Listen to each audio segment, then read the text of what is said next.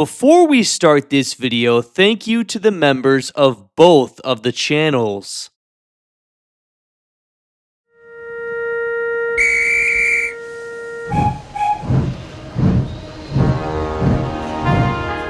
What is up, boys? Welcome back to another video. We just got even more leaked images from the toy fair that's going on in New York right now. So first off, we are going to be taking a look at the image of the brand new die-cast Tidmouth Shed set in the box. This is what the brand new packaging looks like. But before we get into it, take a look in the top right of your screen right now. You can see a promo image of James next to Percy, and James actually has gray wheels. So I'm not sure if that's just the lighting, but from this view, it looks like James is now going to have gray wheels in the brand new reboot, which could explain why his diecast release has gray wheels. Not sure why though, but his motorized has black wheels. So maybe it's the lighting, maybe it's just a reused promotional image, but James in that corner has gray wheels. Now, moving on to the box. As you can, one of the first things you'll notice is the Thomas and Friends logo, but then to the right of it, it says "As seen on YouTube Kids." So again, hopefully this show is going to be easy to watch and easy to find on YouTube Kids. I don't know why anyone would ever have a problem with it being on YouTube Kids, considering nobody watches real TV anymore, and Thomas is probably going on real TV. Usually is played before like 8 in the morning, so nobody's going to be awake watching Thomas at that time. So we should all be glad it's on YouTube Kids. So that's a W. It'll be easy to watch on stream for sure. And moving into the top right of the box, we see Harold next to Thomas. Now, this is a standard Thomas, but soon we will go over a Thomas variant that is also shown off. It is a Dirty Thomas. This is a normal Thomas on the box here. We have Harold flying in, Percy spinning on the turntable, Thomas going down the drawbridge, and then we have Rosie over at the windmill. So this box, as per usual with a lot of Mattel packaging, has some different languages on it.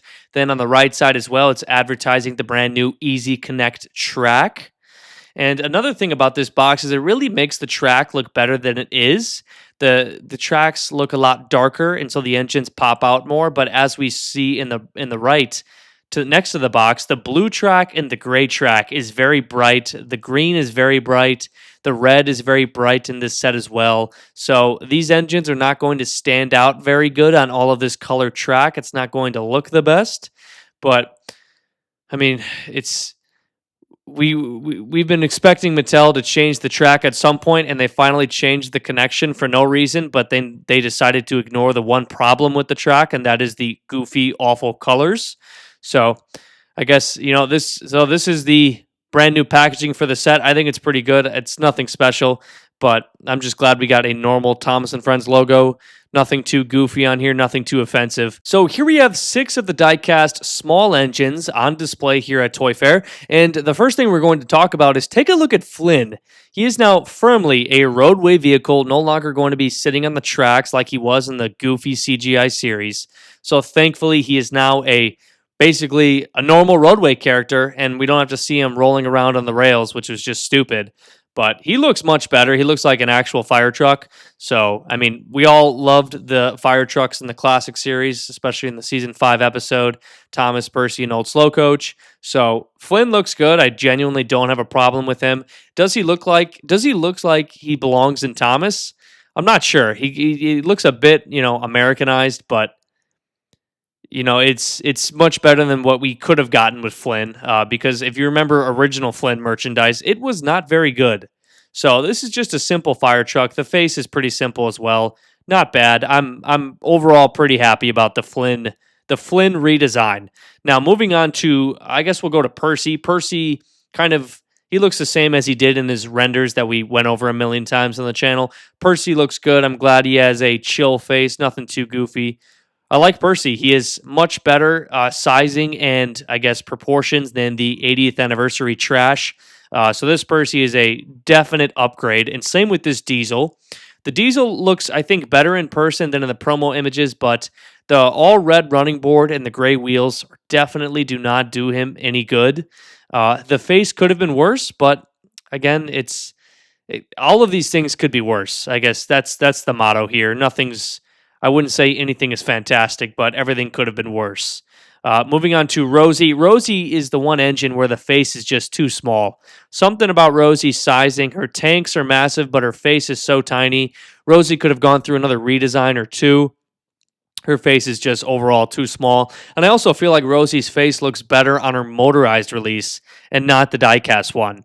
So, I mean, another thing that does Rosie a disservice. Oh, actually, I believe we do have. I think this Rosie is different from the one we saw. See, you see Rosie has the gold stripe on her running board on the side below her tanks, below the NWR lettering. So Rosie does have a gold stripe there, but we previously saw in other images of diecast Rosie, her running board was all red and never had the gold stripe. So this looks better, and the lamp I also believe is painted gold as well as it should be. So Rosie is looking better than we thought she would. I also think her cylinders have gold stripes as well. So she doesn't have any boiler stripes, which is a shame. But Rosie overall looking better than we thought originally. But again, her face is just too small. Now, moving on to Toby, I actually like Toby a lot. Now, I know he's missing his side plates and he has the red running board, and his roof is kind of a weird gray color. I feel like it should have been lighter or darker. This middle gray color is new to Toby, and I'm not sure if I like it. But I just like Toby's face, and I'm just glad to see a normal Toby back in the franchise because it's been so long ever since we had a normal Toby release. But he is missing his side plates. The cow catchers are red. The running board is red. The roof. There's no dark brown on his front where it is on the side. So there's a lot of inconsistencies, a lot of mistakes with Toby. I feel like a lot of people will not like this Toby, but the face is not as bad. I actually prefer this Toby face over the older CGI series face every day of the week. This Toby face is a much better face. This is an upgrade. Overall, I'm not mad about Toby though. He's one of those engines I recognize the flaws. I know he kind of sucks, but I mean, I'm just glad to have Toby back and he's looking normal. Now, moving on to Thomas. Now, this is a dirty Thomas variant. Now, as you can see, the variant of it, the dirt, is very faint. It's actually kind of hard to see. It's kind of just like a dusty Thomas, you could call it. I'm not sure if the lining is more faded as well because Thomas is just that dirty. And I'm not sure if he has a different face either. I'm presuming he doesn't. It kind of looks the same. But it's interesting they gave us a Thomas variant and a Percy variant, which has not yet been shown off. I feel like they could have gone more extreme with the variants. I think a little some dust clouds on the engines is not good enough.